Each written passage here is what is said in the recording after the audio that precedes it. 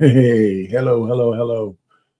I think everybody can hear me. If whoever's out there, happy Monday. We got another one for you. Um, I should have some fun with this one. I guess by now everybody knows what my formula is.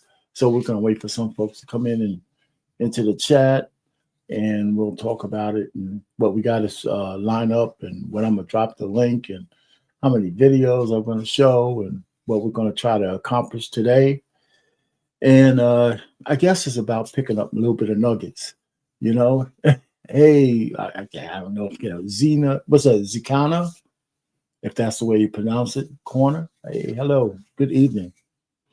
Uh, Welcome aboard. So I'm gonna go ahead and I'm gonna be talking from a man's perspective about men, but some of the stuff I can say is gonna may apply and will apply to women, but today is the man's turn for me to talk to the men. And sometimes it's hard to just talk about men because we got to, add women in there because we're in this thing together, even though we don't like it, but it's true. Hey, Milani, how you doing? So, so kind of buckle in. I got a couple of course, videos I'm going to show because it's better to listen to videos than me yapping at the mouth all the time. And, but I have I guess, a method to the madness. So if you look at the title, we're talking about eliminate self-sabotage, minimize stupid time, and embrace success. And when I talk about stupid time, I'm talking mostly to men, right? Because I believe that all men go through their stupid time. And it varies from man to man, but we all go through it. And it's the guys who stay stuck that don't make it. It's the ones who know how to pass through it without making some catastrophic errors that you can't come back from. So we're going to talk a little bit about that. And I have a very special person who could talk about that better than I can. So that's a little later on in the show. And he's not going to be here in person, but his words linger on. And we'll be showing some of those videos as well. And so I just want to have some fun with this thing. I try to keep it light. I try not to be, try to be non-attributional to people, and just let's enjoy the information. And then I'm gonna drop the link. And if women want to come up, fine. I know a lot of them never do with me, and or anybody else on these kind of panels. And the fellas come up, and we can look at some of these videos together because I have some questions that I have for some folks and about the videos, about what they see, what they think, and where we could go with this, and if it makes any sense whatsoever. But before we get into all the serious stuff, I got a little icebreaker, so just bear with me. And listen, if there's some little kids in the room, tell them to get out because it ain't gonna be there's gonna be some cursing.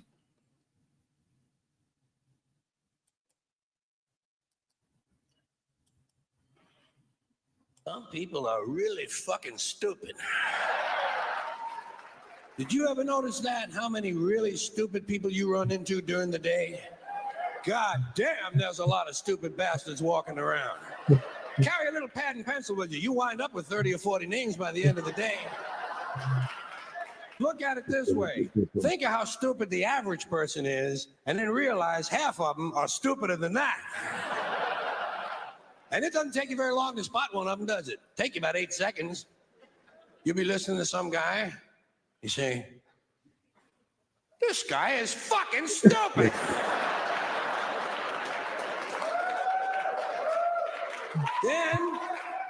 Then there are some people, they're not stupid, they're full of shit. That doesn't take very long to spot either, does it? Take you about the same amount of time. You'll be listening to some guy and say, well, he's fairly intelligent. He's full of shit.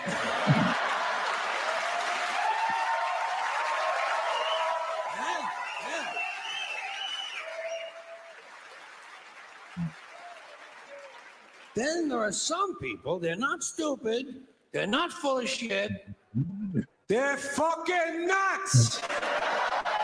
Dan Quayle is all three. All three. Stupid, full of shit, and fucking nuts.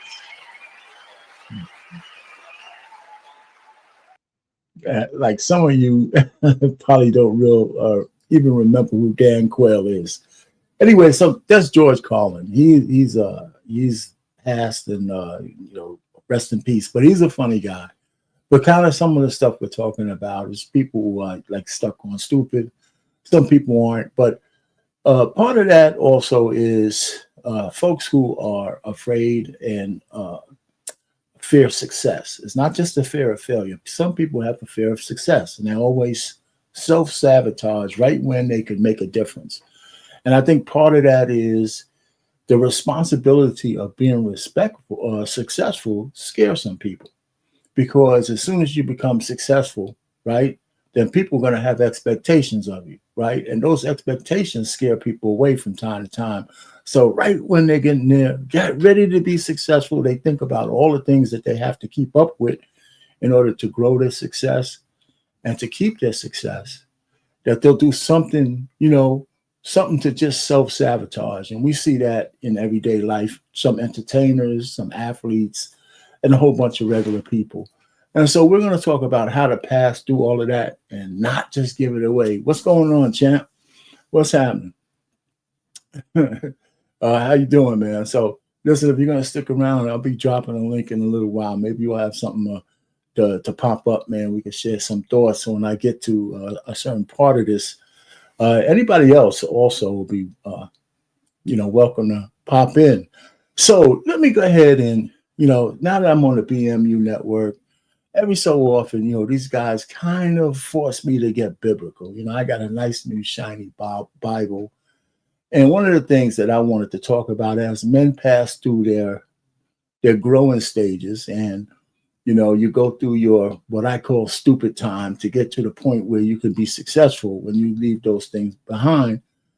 The Bible verse 1 Corinthians 13, I think it's 11, comes to mind, right? When I was a child, I spoke like a child.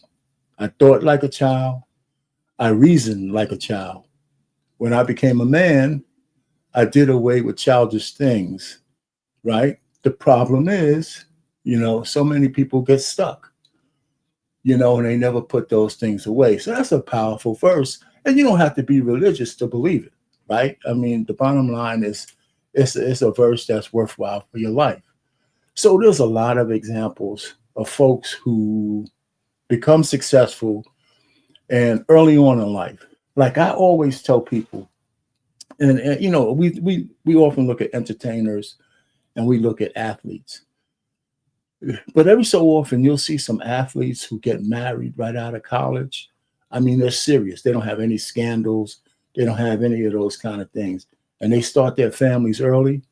Those guys, and they're pretty good, those guys tend to have very good careers because they're grounded. They're not fooling around.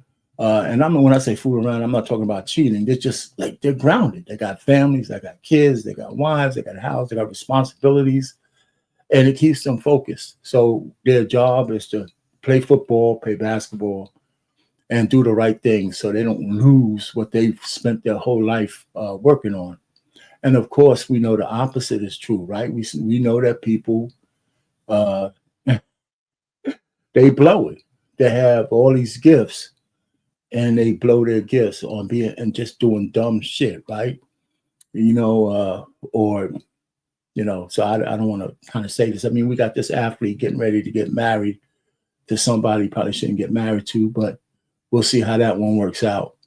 But, then if you just look at regular people, the same thing happens for regular people. It's just not publicized, right? So the key is, one, we got to get rid of, most people have to get rid of fear of success.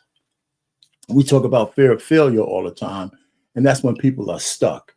But when you have fear of success, people are moving, but the success itself presents a barrier, something that scares them, right?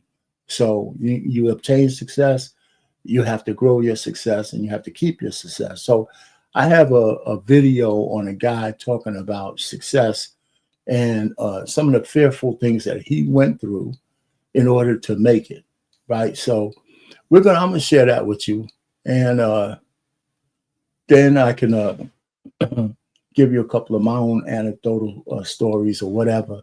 But here we go. We're gonna share that one with you real quick. It might be a couple of parts because I'm gonna have to stop it, but it's not a long video.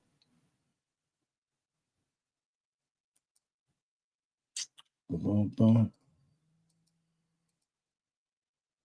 Fear is a part of success. If you're scared, congratulations. Most of the world is playing it safe. Most of the world never fears that, never has those worries because they just go get their paycheck, get their job, do the work, do what everybody tells them to do, get their 401k, get their pension, and then drift off into death when they're 85 or 90 years old. They look back and go, wow, I played it safe. Fuck that.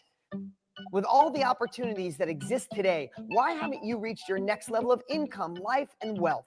In most cases, we've been lied to. We've been told that if you find the right opportunity and you work hard, you can be successful. And that's simply not true. Millionaires, billionaires, and successful people have realized you need the foundation for wealth, the habits. And that's exactly what you'll be learning on the Millionaire Success Habits podcast.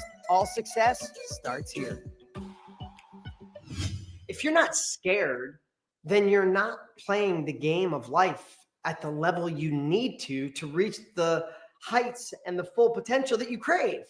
Listen, welcome to the Millionaire Success Habits podcast. And today I want to talk about fear. I want to talk about being scared. I think there's a whole, people are delusioned about being scared. I think what it feels like is that if success is truly meant for you, if that next level of life, reaching your full potential is truly there, it's like the clouds will part, the sun will come down, the path will be there. You'll feel abundant, you'll feel aligned, you'll feel alive, and then you'll go forward to that level of life that you crave. No, that's not the way it is. You're going to be scared shitless along the way. Right now, if you're listening to me, I'm sure you're someone that craves another level of life, or else you'd be listening to something else or watching something else. So great, you crave it, but you're scared shitless in a couple different ways. You're scared to start the business, scared to maybe someday leave the job, scared to go against what your parents say, scared to not use your degree that you went to college for, scared you'll run out of money, scared you'll go broke, scared that you'll look like an idiot or a failure or it just won't work. Welcome to the world of success. Listen, I want to share a few things with you. When I went on TV in 1998 with my first infomercial. About 5 years of being on TV, I had a company ask me to do live events with them. Now, since they saw me on TV and talking to a camera like I am right now, they just figured I'd be good on stage. And yes, so did I. Well, they invite me to go to an event. I remember it was in California by the Los Angeles airport. They asked me to go on stage. Before I go on stage, I go completely cottonmouth. I'm scared to death. I'm not kidding you. I was sitting in a chair and my right arm was trembling, like trembling. I'm like, I don't even know what to say. I went out there and made such a fool of myself. Everybody said, oh, you did good, Dean. I did not do good. I rambled. I was scared. I didn't know what I was doing. I was so scared. It was unbelievable, but I still went out there.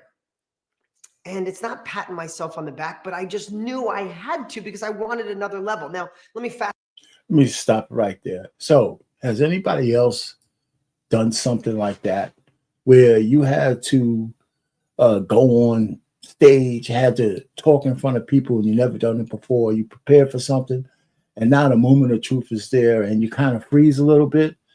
And then I know it happened to me. It happened to me, but the only solace is that I actually went through with it. Right? I never spoke before somebody when I was I guess a freshman in college. We prepared this thing for one of those classes. You know, I had to get up there and speak in front of people. I had no idea that would be so many people looking back at me, right? And it was terrifying, you know. So you have to overcome those kind of things. I mean, I'm still not really like this public speaker, but you know, you have to overcome your fears in order to move to the other side. So that's what this one was about. Now he goes on to talk about some other things, but it's the same theme. He overcame that fear, hooked up with Tony Robbins, and then Tony Robbins was at a whole nother level. And he went through that same kind of fear again because now his business has been elevated. So what I'm trying to say to everybody is, you can't be afraid of taking a step, moving, and trying to accomplish something. And for a lot of men, I know we get stuck. And one of the things that I think holds us back is because we think that we're victims of our circumstance as opposed to changing the circumstances for ourselves. Sometimes you can't. Sometimes you need a mentor. Sometimes you need a little hope, a ray of hope. But you can't find it if you're standing still. You got to move. And there's a lot of people who just don't move. You don't have to have all the answers in the beginning. You just have to move. And I tell people, hey, what's going on, Trey? What's happening, man? I'll tell you, he's talking about Tony Robbins. And he's a pretty successful scammer, right? I think people talk about folks who sell positivity and actually make a lot of money out of it. They call them scammers because half the people, or 95% of the people, really never follow the process. And it's really just getting into a mindset that you could actually do the shit that you actually say you're going to do. And so you make money like selling the products and selling those seminars. Oh, I don't know. Maybe he is. I didn't check out Team. If he is, what he's saying here is pretty much straightforward. So I guess even some scammers got some stuff to say. Anyway, Trey, man, I dropped the link. If you want it to pop up, you could do that at any time. But anyway, I just wanted to share that with you on this, just a little bit of what he had to say about overcoming fear. Now, whether he's a scammer or not, I guess it doesn't matter with that. I think what he said is true on that part. All right. So, yeah, the link is dropped down. And then I have another one on a couple of steps that people need to take so they don't self-sabotage. And, shit, wait a minute. Yeah. Wow. So, wait a minute, man. Are we talking about the same dude? That's funny. Oh man, I don't know. Maybe. Yeah, leave it to you, man, to point out a scammer over here. Anyway, let me take this down. But anyhow, I got another video where this guys go through 7 steps about how to, not self-sabotage yourself. And we're just moving along.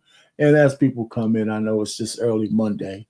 We'll talk about it. So let me take this guy down and just kind of go through the steps because I have a part of this whole thing where I'm gonna be spending around 15 minutes with a guy, going through his videos, and I'll be stopping and starting, and that's gonna take some time.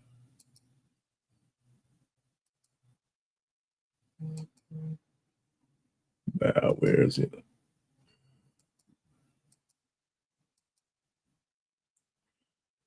Here it is. This one is good. Nidos presents This is The a Psychology of Self-Sabotage. Why we sabotage ourselves. Self-sabotage is when you do something that's against your best interest, despite having the capacity to do otherwise. This may be done through actions, words, or thoughts. It can be as simple as procrastinating on a task, or as complex as sabotaging your relationship with someone. Some people who self-sabotage don't even realize that they're doing it, and become stuck in negative patterns that prevent them from progressing in life. In this video, we explore how to recognize the most common reasons for self-sabotaging so that you can work toward overcoming them. Number 1. Lack of self-worth. Lack of self-worth is one of the leading reasons why people sabotage themselves. When you're not confident in your own abilities and talents, it's much easier to settle for less than you deserve. This is especially true if you suffered from abuse or neglect during your childhood. as this can result in feelings of low self-esteem.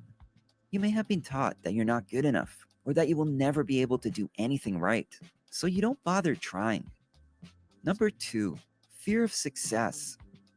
Fear of success can make you self-sabotage because it can lead you to believe that you are incapable of handling success or that you don't deserve it. You may start to doubt your abilities and become overly critical of yourself. You may also worry about how success will change your relationships with others.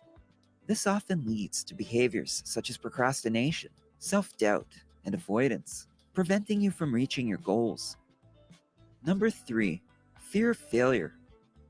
In some cases, self-sabotaging behaviors can manifest as an attempt at self-protection from the potential pain of failure. You may be too overwhelmed by the idea of not succeeding to even try. Or you may get so caught up in worrying about the potential for failure that you forget to focus on the things that could help you succeed. This fear can lead you to set up roadblocks and make it harder to take risks that could bring you closer to your goals. Number 4, familiarity. Whether it's falling back into old habits or making assumptions based on past experiences, familiarity can lead to self-sabotage. The reason for this is that familiarity creates a sense of comfort and safety in your mind, even when it's bad for you. You feel like you know what to expect and how to handle the situation, so you let your guard down instead of approaching the situation with the same level of awareness and intention as you would if it were new and unfamiliar. Because of this, you might miss opportunities, make mistakes, and ultimately sabotage your own success. Number 5, inconsistent or conflicting thoughts.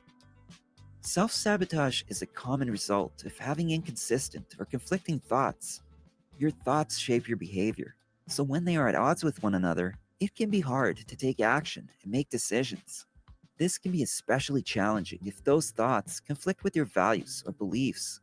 When you're uncertain about which thought to follow, it can be difficult to make progress. As a result, you feel stuck or overwhelmed and start to doubt yourself. Number 6, social or peer pressure. When you feel pressure from your social or peer group to conform to certain behaviors or beliefs, it can be challenging to stay true to yourself. You can find yourself making decisions that don't align with your values or goals just to fit in or avoid conflict. Additionally, giving in to social or peer pressure can create a sense of internal tension and stress, further hindering your ability to make healthy decisions. Number 7, need to be in control. For some, the idea of failing without any control over the situation can be terrifying. If you're one of those individuals, you prefer to control your own failure rather than be blindsided by it. To you, it just seems like a more dignified alternative to spinning out of control. By sabotaging your own efforts, you feel like you are taking control of the situation and preventing a potentially worse outcome. Obviously, this approach is counterintuitive and can be harmful in the long run, as it causes you to give up or make decisions that are not in your best interest. At the end of the day, self-sabotage can have a significantly negative impact on your life. It may bring about feelings of guilt, anxiety, and depression, as well as physical health issues. It can impede you from attaining your goals and cause you to miss out on opportunities. Furthermore, self-sabotage can hamper the formation of meaningful relationships and experiences that can help you maximize your potential. To stop yourself from getting in the way of your own success, pay attention to how you think, feel, and act, and be willing to question negative patterns. Once you know why you are sabotaging yourself, you can replace those beliefs and behaviors with ones that will actually help you reach your goals. If you found this Yeah, let me stop it right there. Anyway, so again, a lot of that stuff is familiar to us all, but I think we all do it. But I think sometimes you just need to hear people talk about it, you know? I just think that, especially the self-sabotage, we come from a whole community of a lot of self-sabotage, unfortunately. Hey, what's going on, Edward? Thanks for stopping in. So it's just one of those kind of things. As you pass through your road from going through trying to achieve something, you'll probably be faced with all these things. I think it's a rare person who could just say, okay, I got a plan. I'm going to execute my plan, and I don't care where the hiccups are. or if they have hiccups or they don't make any mistakes. Everybody makes mistakes, but I'm thinking some people do, mistakes that can be avoided. And then some people get stuck. I think some people just get stuck, whether it's a rage over something that they think is unfair, or they have the wrong kind of friends telling them that, uh, the reason why you can't do something. That's why they tell people be careful who you tell your dreams and your goals and your things to, because you can't trust people with those kind of ideas, because a lot of folks will take it from you, tell you the reasons why you can't achieve something. So that's a very something everybody needs to avoid or needs to be aware of. You can't let everybody know what your plans are, especially if it's they're grandiose or they're big or you have a plan, because a negative Nelly can kill your dream. Bad spouse, bad person, anything they can kill it. So you got to be real careful with that. And one of the things I also know is that you have to be careful what you let into your head, from the standpoint of news and or negative things in general. The more negative input, especially if you don't have an outlet to get it out, that stuff stays with you. So you have to be careful. You have to guard what you let in, uh, whether you think you can handle it or not. Too much negativity is not good in any case. So anyhow, so that's one of those kind of things as we pass through. So I really want to get to. I have one more video before I get to my guest star, and that one is how to uh, embrace success.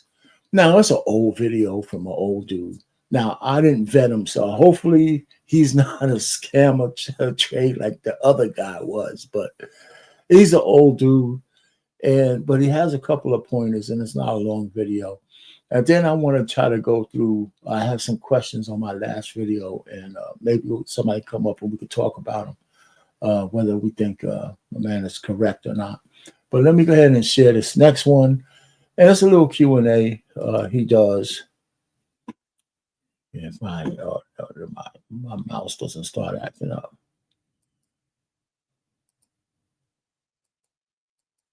All right. Mm-hmm.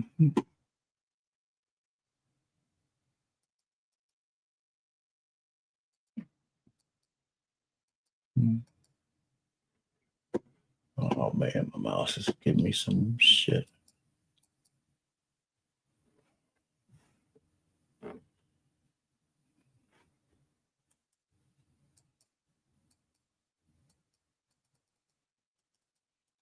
Where I answer some of the questions you sent over to me by social media. In today's video, I will be answering your specific questions to help you get on the path to success in your personal and professional life. Now, the first question comes from Alvin, who asked, how do I stay positive and energized when dealing with negative situations or circumstances? Well, there's a whole series of answers to that. But what I found is that the only way to overcome worry or negativity is continuous action in the direction of your goal.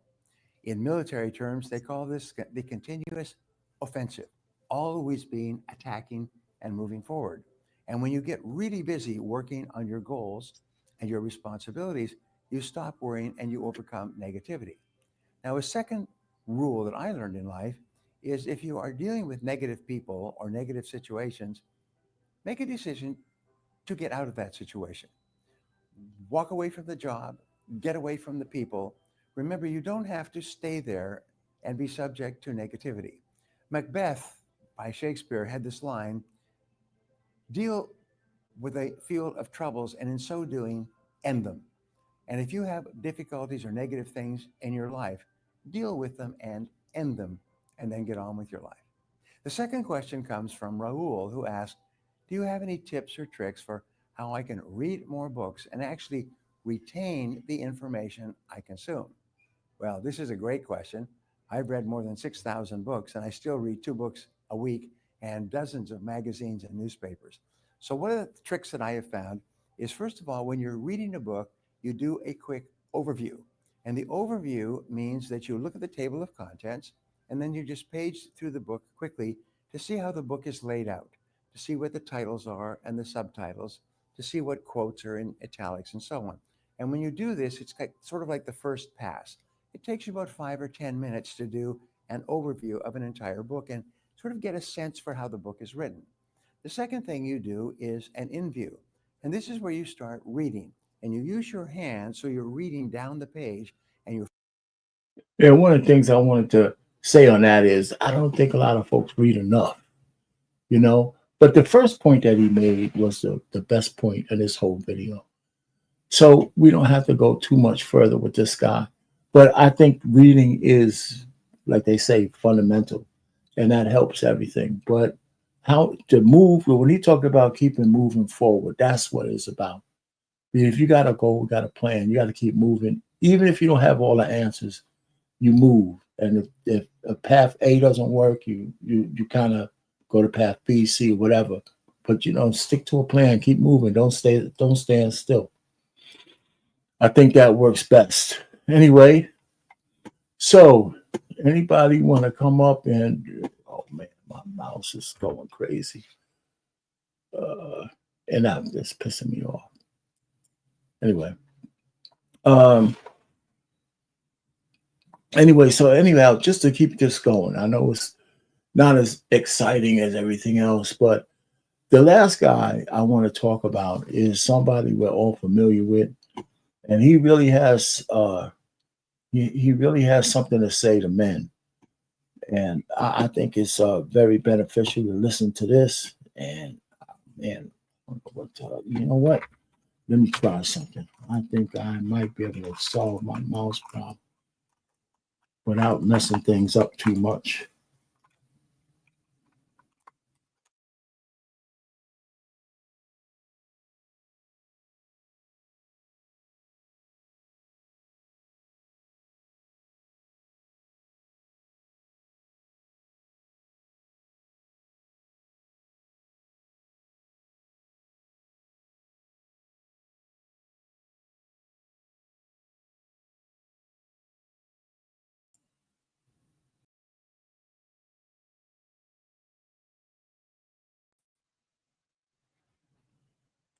I'm back. Yeah, had a little mouse problem. Hopefully it's going. All right, so I'm still here. Can everybody hear me? Just put a one in the chat if you can still hear me. Bum, bum, bum, bum. All right. I don't know.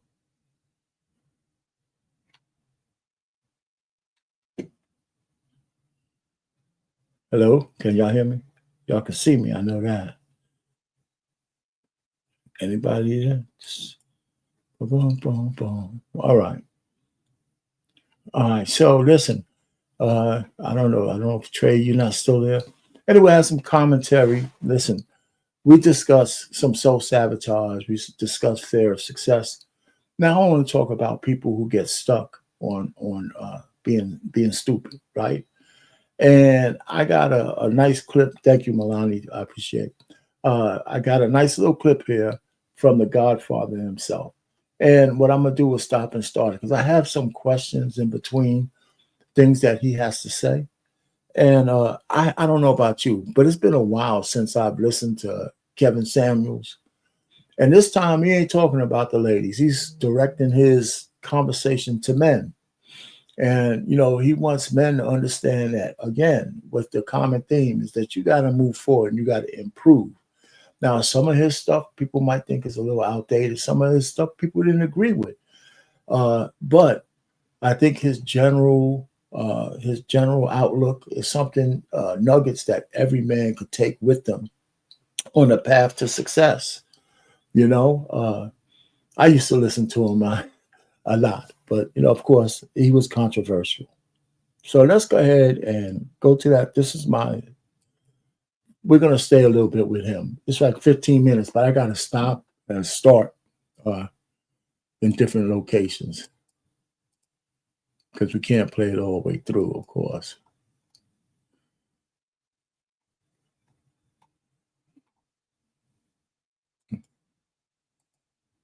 All right, Kev, where you at? There it is.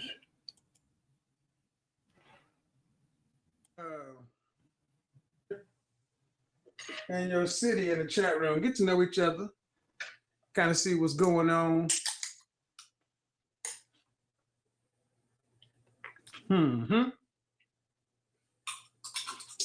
That's what I want you to do as we go ahead and get into this back and forth.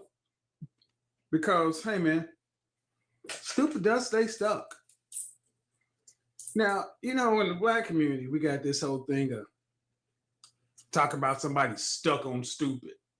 You stuck on stupid, man. You stuck on stupid. You stupid in the mud.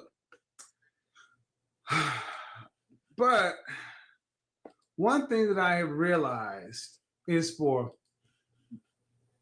Black people in general, Black men in particular, we are not ever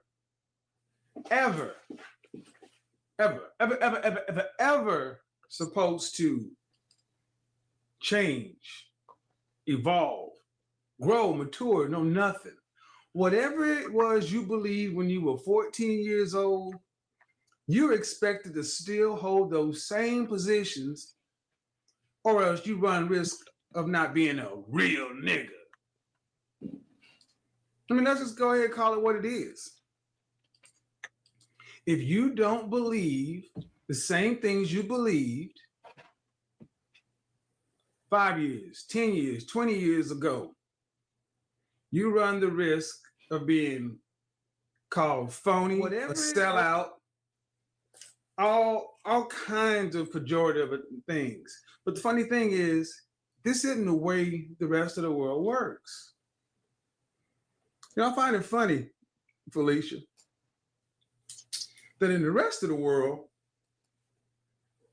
other thinking human beings are allowed to update or even change what they may have believed on a topic when presented with new facts, data, statistics, and or information, lived experience. Interesting how that works, huh? Go back 20 years ago, 30 years ago. Let's go 30 years ago. Let's go all the way back to 1990. 1990, the notion of having an LGBTQ, whatever the pronouns are, living out and about was just now starting to kind of take hold. But we had always known these people had been in our world.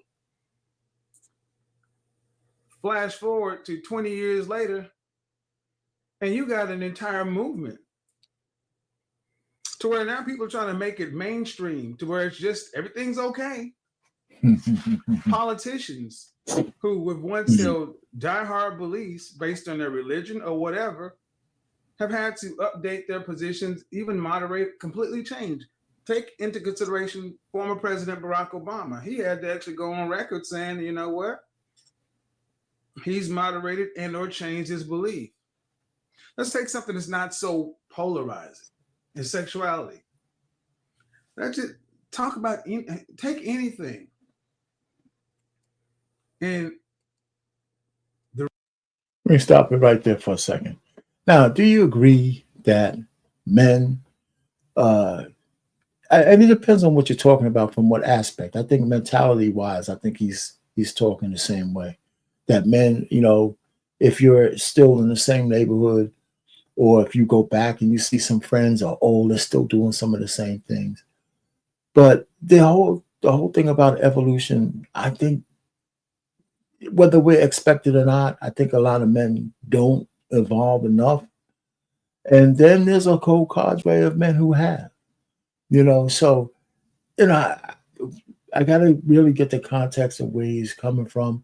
But I do understand that if you are in a peer group and you're moving forward, then that peer group, if they stay still, they will pull you back down like a crab in a barrel. So we all know about guys who try to escape and they go back to the hood and they try to hang out, right? I mean, I guess Good Will Hunting was one of those kind of shows where Will was one of the smartest guys in the neighborhood.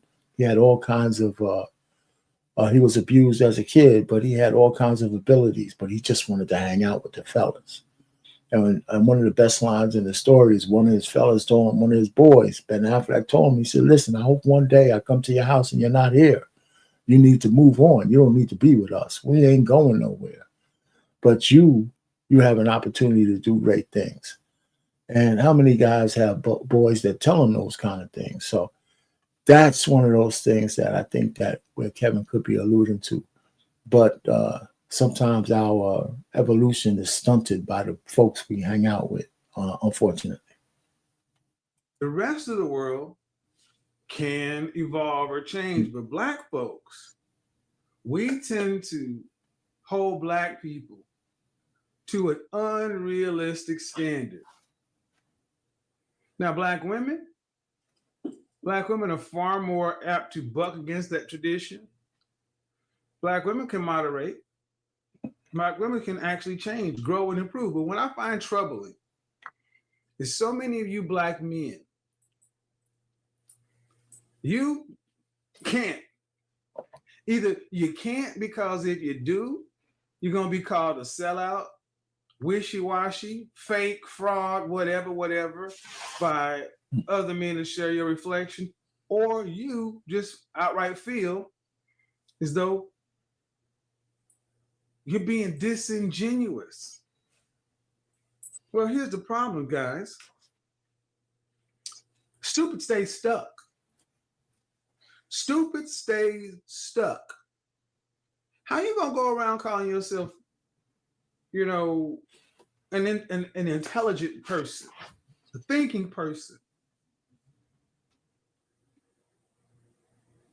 and stay rooted to the same old thought processes, and then talk about today is a new day? The world has changed. It's a global economy. We have the internet and people can talk and this and that. Okay, well, great. Great.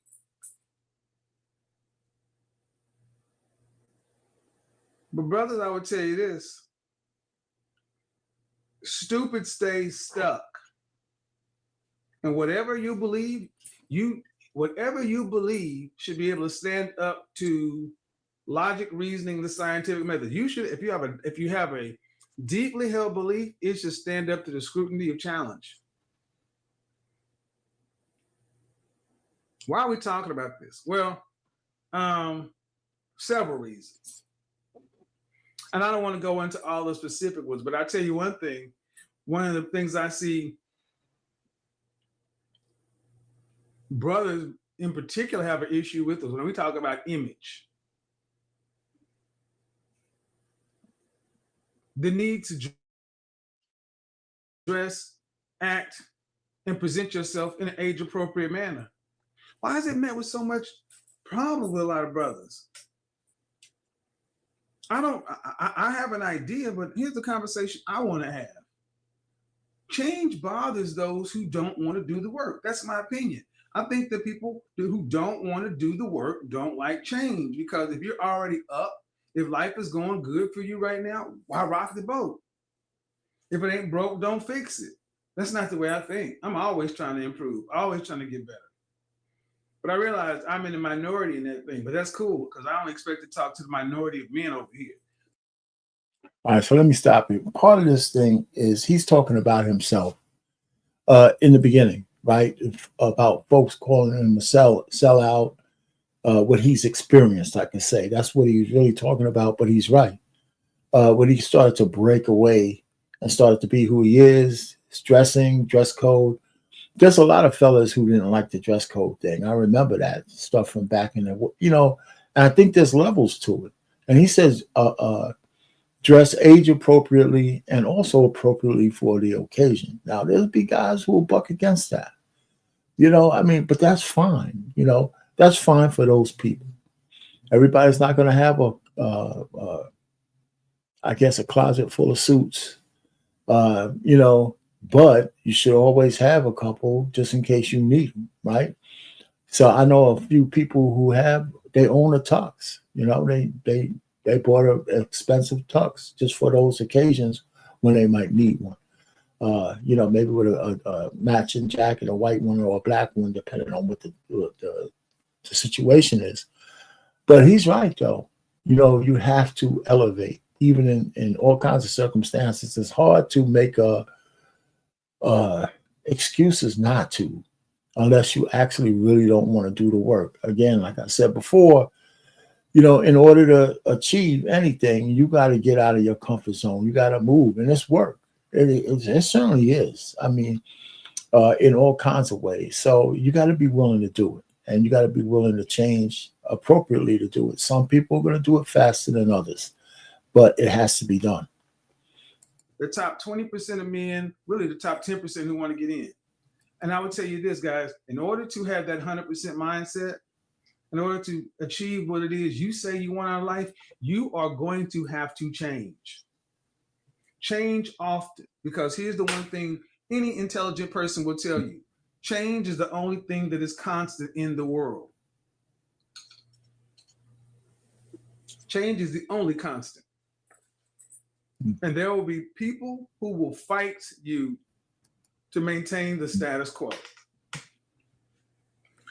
So when it's time to move on, move up, grow up, move forward, I've said it before, you're going to have to get comfortable with leaving people behind. You better get real comfortable with yourself, because you're going to have to swing from this side to that side in order to see what's out there for you. You got to, in order to go through one door, you got to open it, push, and go through. Why is this so important? Why is it so problematic? Well, yeah, go ahead, Johnny Blaze, because here's the thing, man. More than anything else, I think we as men hold ourselves back. Our inability to change. Thinking it's some virtue. Man, I believed something 5 years ago, and I still believe it to this point. Really? In the face of more facts, figures, data, statistics, real world experience, you still aren't going to change your position? Isn't this one of the things that bothers a lot of black folk? You don't like the old dogma of the Christian church telling you to turn the other cheek, and it's a new day. Okay. You don't want to keep forgiving and forgiving and forgiving. All right. But are you willing to change some of your diehard beliefs? This is why the most important thing, when I start out talking about personal development, what is the first thing we talk about? You got to get your head right. How you gonna be an ADOS black person in this country, especially a black man, and never having sat down with a therapist? Are you kidding? Are you kidding? You see what's going on in the country right now, and you have not escaped it. And you're not Superman. If you keep your own counsel, if you're your own therapist, you got a bigger problem than me saying this to you. I look at anybody who talks about their leader, a mover, or shaker, and especially that shared my reflection, and they said they'd never had sat down with a counselor or a therapist. And you over the age of 35? Come on, man. See, if you don't want to get your mind right, that's the foundation of everything. You take you everywhere you go. And if you think you got it. Let me stop right there. One of the things, he said a couple of things that's true, right? That's very true. It's hard for folks to leave people behind. And we've seen that play out, I guess, with athletes and entertainers, but really with athletes who come from the hood, right? We've seen so many go back and they don't want to forget the guys they left behind, and they get into trick bags and all that kind of stuff. It's happening a lot less lately, but we got the fake gangsters like John Morant almost blowing everything by hanging out with a bunch of fools, because he's a fool too. He's still stuck in his stupid time, but he's got $100 million contract, and he can't see the distinction between what I can't hang out with my friends like that. LeBron, even though so many people hate the dude, man, which is really crazy to me, what he did for his boys, he made them elevate to be able to hang around him.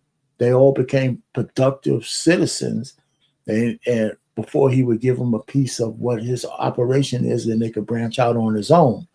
So he elevated those guys. And I think that's more rare than anybody else. He didn't ditch them, but he gave them conditions in order for them to stay.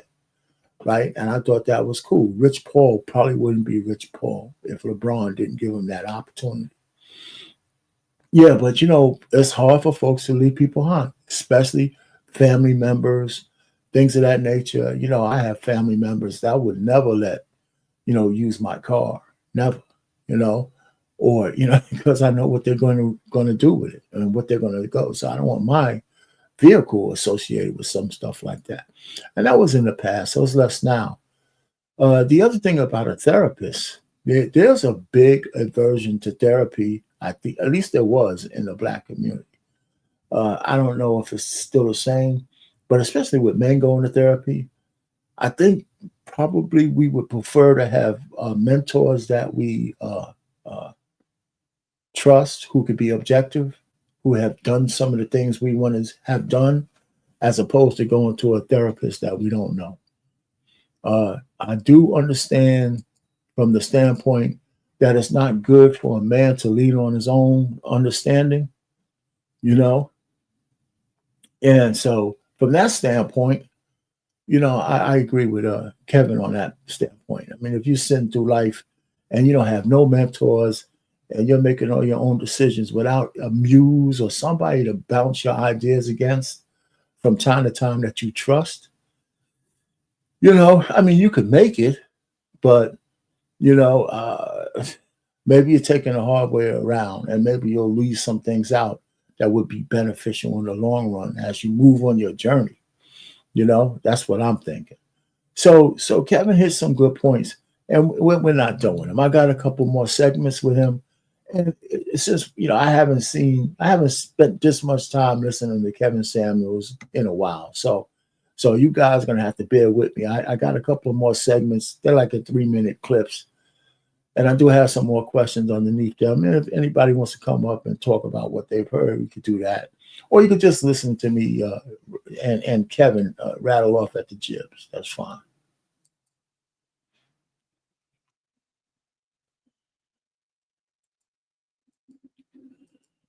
I mean, the arrogance it takes to believe that you got it right at 30 years old and you've been right for the last 20 years. I discovered the answer to the question of the life. I've solved the anti-life equation. I've solved the life equation at 25, and I'm just gonna go around and telling everybody to please get out of here. That's why I'm such a big proponent of therapy. Because when you have therapy, big swole, you know what happens with therapy?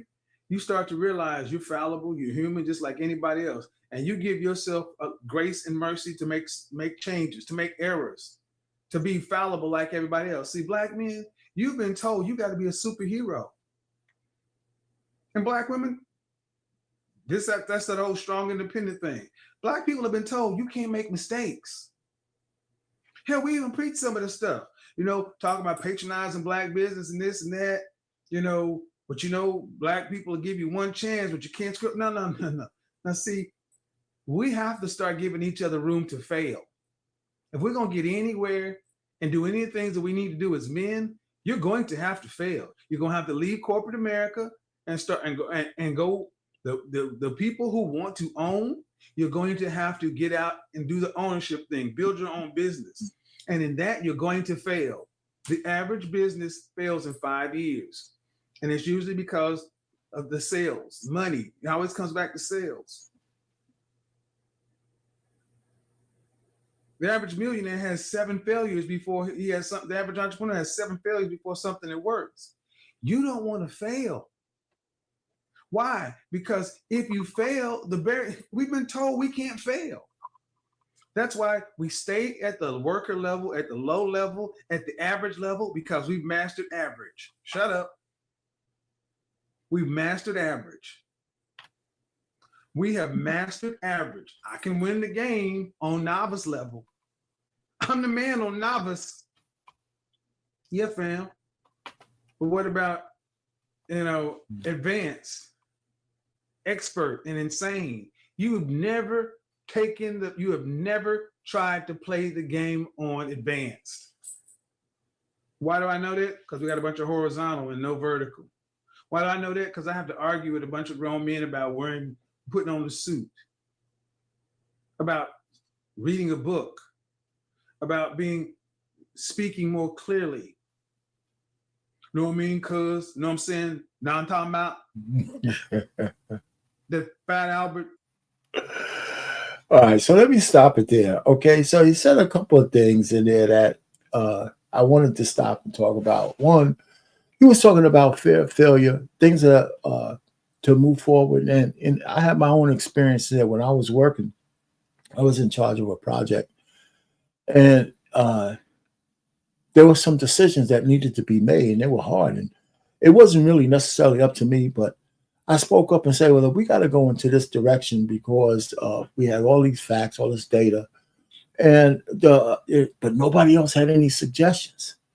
So we actually tried to implement the plan I had for this system that we were building.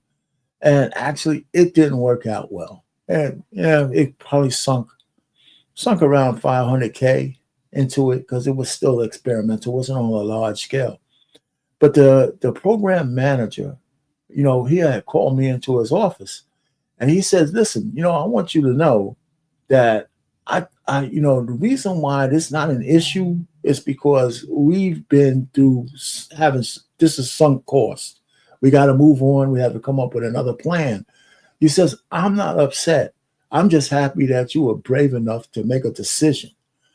We got so many people who don't want to make decisions out here.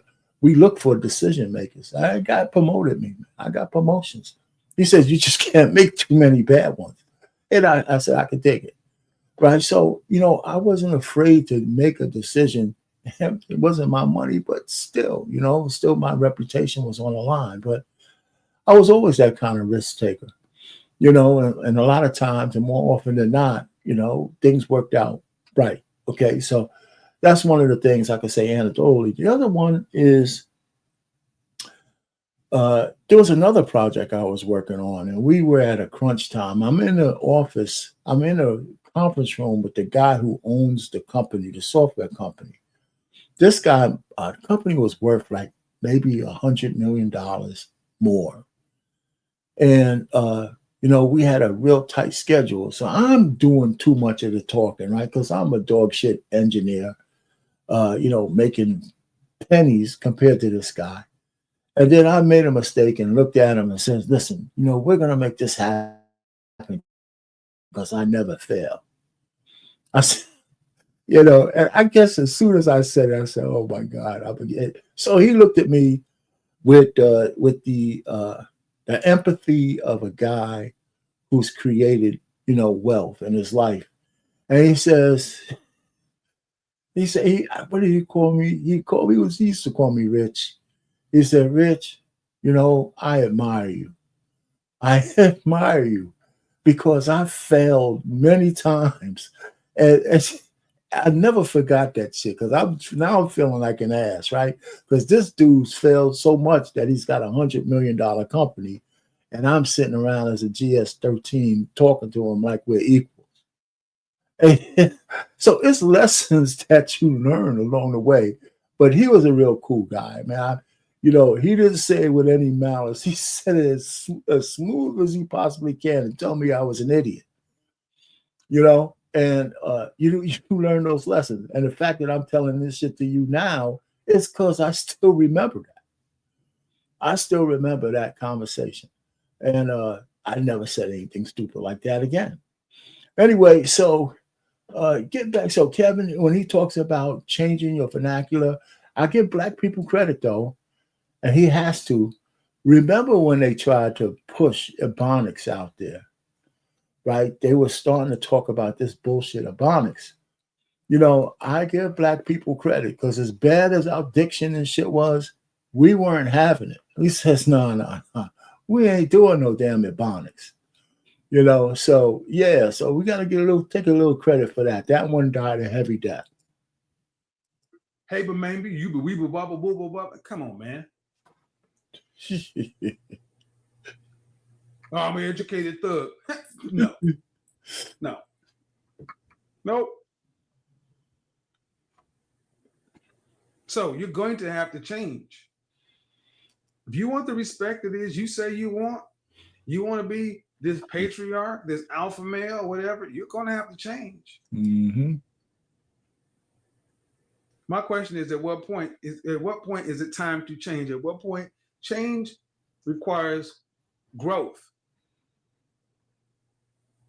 And honestly, it's past time in my opinion. But at what age do a lot of you guys? At what age do you think the average black man needs to start growing up?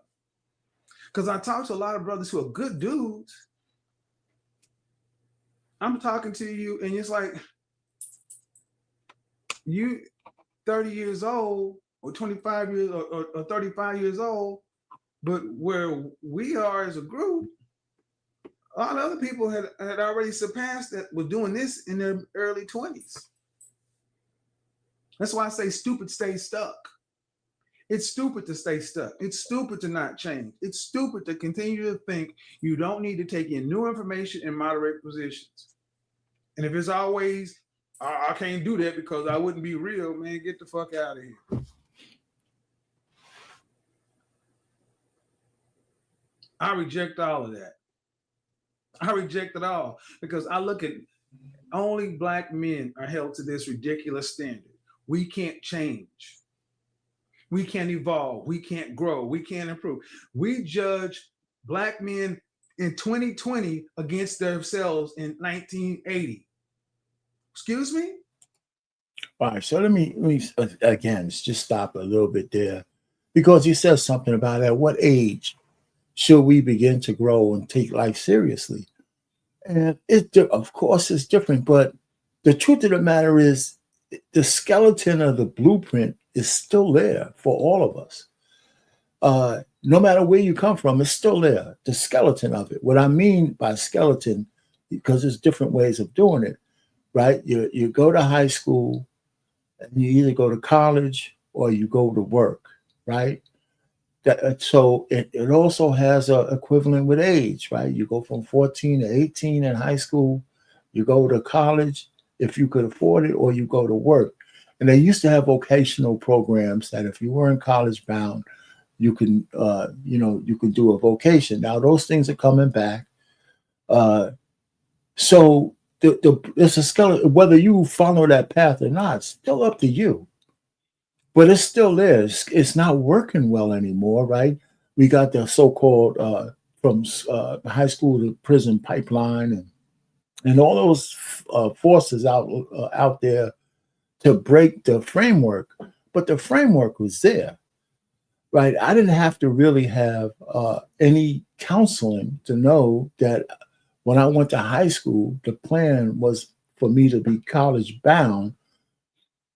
Nobody told me that was the plan for me. That was just a plan because a lot of other people were doing it. That's all my peers. And I was living in the Bronx. People still went to high school and they went to class. I mean, went to college if they could afford it. And that's what I did, right? I filled out the applications.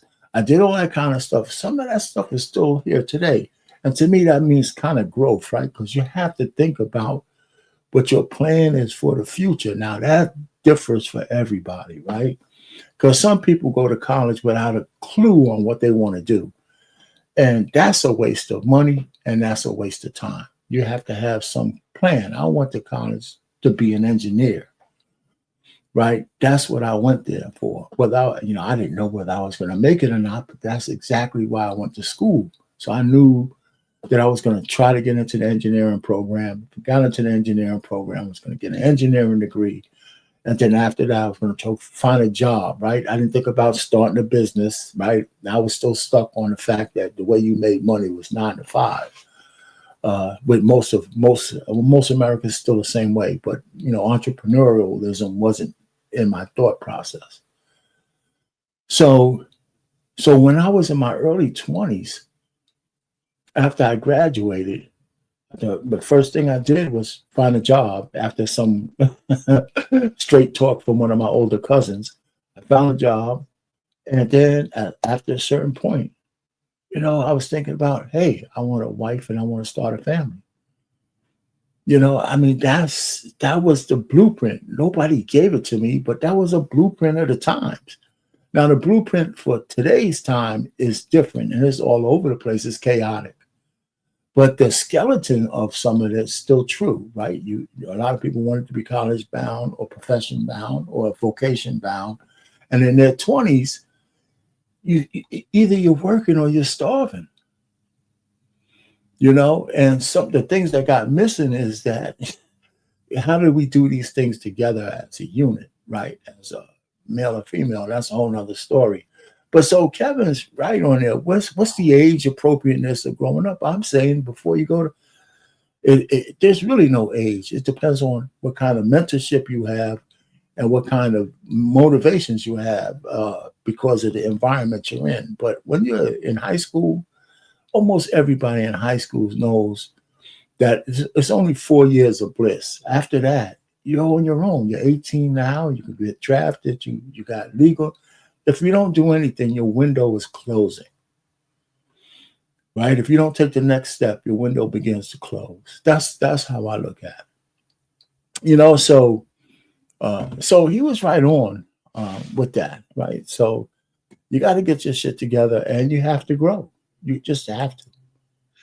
We judge guys today in 2020 against what they said in 1995. Well, he said this back then, but now he's saying this. What? Every other group of men can evolve and grow and mature. But if we do,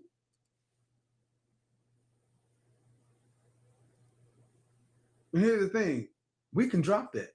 We can drop it today. We can drop it today. We can stop holding this. We can stop doing this to each other. Stop doing it to ourselves. Say, you know what? I'm going to get out there and play by the rules that Brad, Lee, Ahmed, and Enrique play by. I'm going to get out there and be able to change, mature, evolve my positions like everybody else does. And the people who have a problem with it, they call you fake, phony, whatever. You just keep on moving like, ain't my fault. Stupid stay stuck, dude.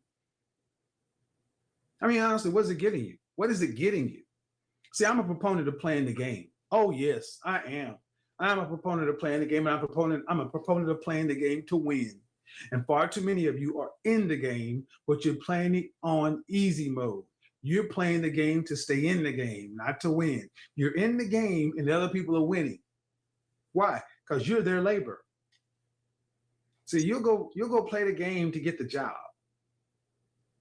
You'll cut your hair to get the job. You'll cover up the tattoos. You'll shave off your beard to get the job. You'll change your diction, the way you speak, the way you carry yourself to get the job. But then once you got it, that's it. That's where it stops. You won't keep playing the game to see how high you can go to really get to a place of power where you can affect and make change. Nope. Because here's the thing. When you change, when you open yourself up to more, you open yourself up to more responsibility. And let's be real. It takes a hell of a man to want more responsibility, to want the burden of performance.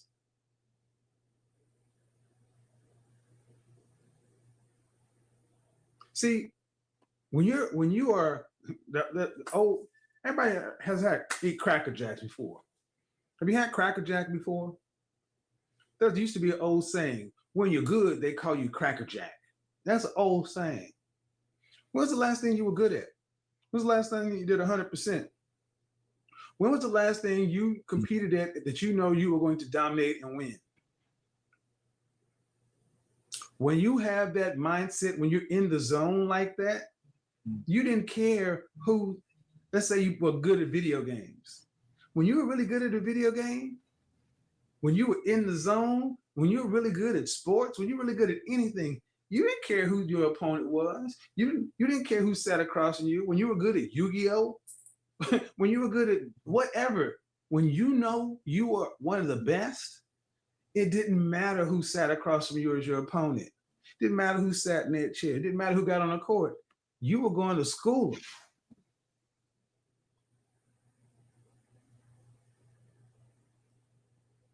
Because you were on top.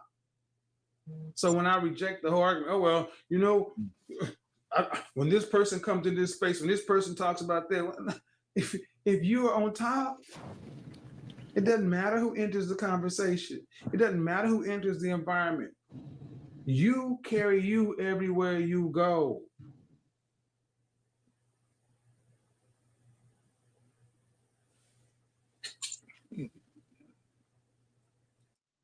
All right, so we have one more segment, and then we're going to move on to kind of close this thing out. Now, listen, he said one thing that's a nugget out of that whole last little segment: the burden of performance, right? And I kind of alluded to that, and I didn't know he was going to say that exactly, but I kind of there is a responsibility to be a performer. There is a burden of performance. There is an expectation that you can grow your performance, you can keep your performance, and then people are looking at you now. You're in the spotlight, and some people can't. Some people can't handle that. Some people, it goes to their head and they blow it because they become too egotistical. Egotistical. Some people become, I don't know, just kind of lose it, right? Their ego just go out of control because they're making it, right? And now you're unbearable to be around, right? Insufferable. So there is a burden of performance that everybody got to look at. So he goes, his last segment. I mean, it's more to this video. You can see the title of it, Stay Stuck, Stupid Stay Stuck. There's a whole hour long. If you want to go find it and go look it up and listen to Kevin Samuels, because if you haven't listening to him in a while, some of his stuff is timeless. And this one is good because, again, when he got the whole thought that he was just always talking about women, that's not true. This video came out when he had made it. He just did a segue to talk directly to men, and so I don't think he had to do it. He just wanted to do it. Anyway, so let's finish it off, and then we could move to the next thing. Stupid stay stuck. If I go around people who I haven't seen in a minute, and they're still talking the same way as they were talking 5 years ago, same talking points, same stances, same outcomes, I bury that group and keep it moving. I bury that and keep it moving. I don't try to argue with them. Understand something. Heavy hitter. Understand something. I don't try to change their mind. I damn sure ain't gonna argue with them. I'm gonna say, "What's up, dog? Cool. Good seeing y'all, man." I'm gonna keep my mouth closed. What I look like trying to argue with somebody who stuck 5 years ago? I've done the work. Why don't you try to convince your lazy ass? If you were 5 years ago and I'm 5 years ahead on a different conversation, all I'm going to do is have to lower myself down to your level and have you kick my ass with experience, because you've been getting better at that same point you was at 5 years ago. I don't judge it either. I don't judge them, but they damn sure will judge me. Understand something. They damn sure gonna judge you. Oh, look at E-Man. Oh, look at Iron Mike. Oh, look at him. He done went out to college and now he think he better than everybody. Look at that dude. He done dropped 50 pounds, man. Now he think he's somebody. Oh, now he got a new certification, or he got a new job. Or he out there and got a new style makeover, whatever. Now I look at him walk around thinking he's somebody. You got yes. Don't subject yourself to that bullshit, man. When you are becoming the better version of you, Do not sweat what somebody who's stuck on stupid has to say about you.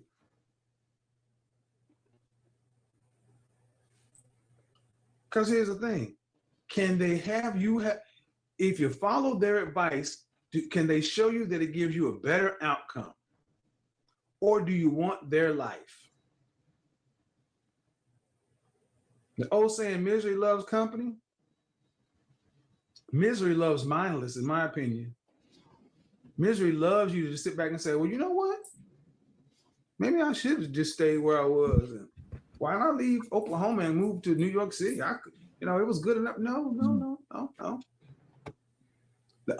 Your own, all this whole thing about competition and da. Every man knows it's really, the essence of competition is you against you. It's you against you of yesterday, the day before, the week before, a month before, a year before. Are you better off now? Let me stop it right there. So that was the last segment. Listen, he said a lot of great things here, and it would have been nice to bounce it off somebody who wanted to come up. But again, you guys heard it. He says just a lot of great stuff. Kevin Samuels, he was going much too soon. He's just starting to hit his stride, and but we still have the memories of some of the things he said. It's a lot of nuggets and a lot of videos that he has. And again, so what we talked about here today is, eliminate the factors that make you self-sabotage your success. And we all do it a little bit, different levels for different people. But if you're on a path to success, you got to protect yourself, protect your psyche, protect your plan. Be very, very careful who you share your goals and dreams with, because everybody ain't going to want to see you succeed. And there's a lot of dream stealers out there. So you got to be careful. And you can't self-sabotage yourself by letting the old habits come in and derailing your plan. So that's one, right? The other thing is, and this is mostly for men, and I know women have their own stupid time kind of thing, but we ain't talking about y'all. Men have a very peculiar and specific stupid time that we have to go to. And we got to overcome that. That's by, hanging out with our peers, looking at some people that we admire, staying stuck in some of the old habits. Even if we're moving forward, sometimes the old habits drag us back. If you cigarette smoke, if you're smoking a lot of weed, and I have nothing against smoking weed. I had to graduate from that myself because I wanted to graduate out of college. But, anything with moderation. If you do anything to excess that derails you, if you have a procrastination problem, if you have any of those kind of things, you got an eating disorder, whatever it is, you got to fight it. And some things will hold you back further than others. Character stuff will definitely can hold you back a whole lot more, right? So anyway, so that's it. So then, you want to minimize the bad things that you do that will derail your progress. And then if you get successful, embrace that shit, right? Lean into it, grow it, and then, grow your success. Keep it and find ways to make sure that you can build upon it and I guess bask in your success, without causing a lot of enemies. I think that's as simple as that. Now, maybe this is not really like the most exciting stream, but I just thought I wanted to convey a message because I know we play around and we talk about different things. But I like this one. I like this this panel. I like the methodology of it. Not the methodology of it, but just the path forward. Because this pretty much all men have to go through this, and all women too.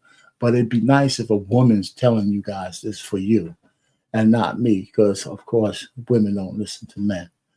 Anyway, not the way y'all should. But I appreciate the ladies in this chat because you are the exceptions. Hey, Kasim, what's going on, man? I wish you would have came out a little bit earlier. Yep, he did have some good highlights. So I was gonna. This is not gonna be too much longer unless one of you gentlemen wanted to pop up because the link is in there and wanted to chat a little bit. We could. I'll give you a couple of minutes if you want to. But and if you have some stories that you want to tell about success that you want to share with the audience, I'll let you do that. So other than that, I got one more thing that I want to share with everybody, and then we'll just be out of here. You know, it's an early night. Get right on time for Monday Night Football. For those of you who are still watching it, and again, I have I kind of like these Monday shows. Let me put it to you that way. I mean, I've been doing them for a while. I appreciate BMU letting me have his channel. I have my own. One of the things I do when I talk about ladies speaking to themselves on my channel, Marriage, Politics, and Sports, I have 85 episodes of Let the Women Tell It. And it's easy identifiable. The thumbnails for all of them are the same, and I just numbered episodes. And I have different things that the women talk about, specifically the women. And I think those are pretty good, you know. So anybody who wants to go over there, you know, give me a sub and all that kind of stuff. And just listen to that, because it's the whole archive of those Let the Women Tell It are pretty good. Some are better than others, but some are really, really good. Anyway, with that, I have one more thing. If nobody's going to come up, I have one more thing to leave with you guys. And you know, now I have a new signature. I have a song for you guys, but you got to listen to the words. You got to listen to the words. And, you know, so I'm going to share that with you. And then we're going to say, I'll say good night now, because right after that, we're going to end the show. And of course, there's no copyright issues because I own the stuff.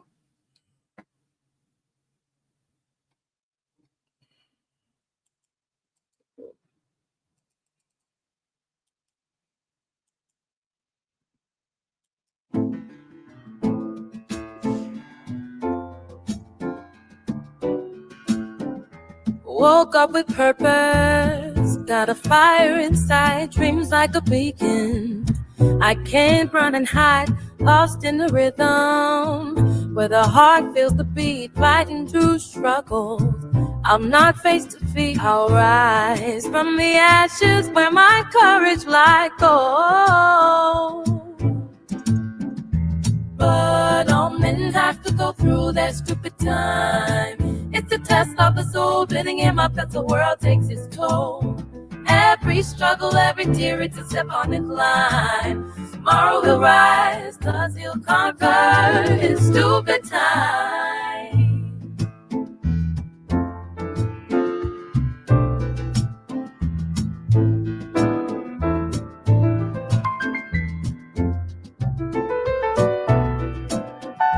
Chasing a vision, with my eyes on the prize, obstacles in my path, but I'll never disguise. Doubt may surround me, but it fuels my desire, turning pain into power. I keep climbing higher with these lessons learned. I'm becoming refined. Oh, all men have to go through that stupid time. It's a test of the soul, building in my best, the world takes its toll. Every struggle, every tear, it's a step on the climb. Tomorrow he'll rise, 'cause he'll conquer his stupid time.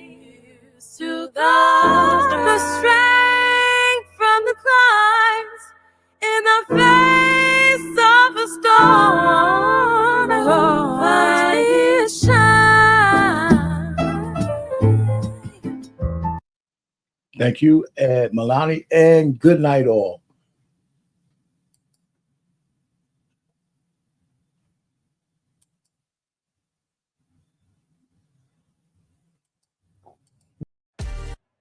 All right, guys, another one in the books. Another great episode on the Black Men Unfiltered Network. Listen, we're doing the thing over here.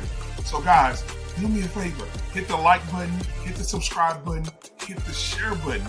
Also, if you want to donate to the channel, which helps the channel, hit your boy Cash App. It's scrolling right here, right there, at the bottom of the screen, and support the channel. But we're happy that you're here, and we look forward to seeing you on every episode. So hit the notification button so you know when we go live. Thank you again, guys, for watching. We out.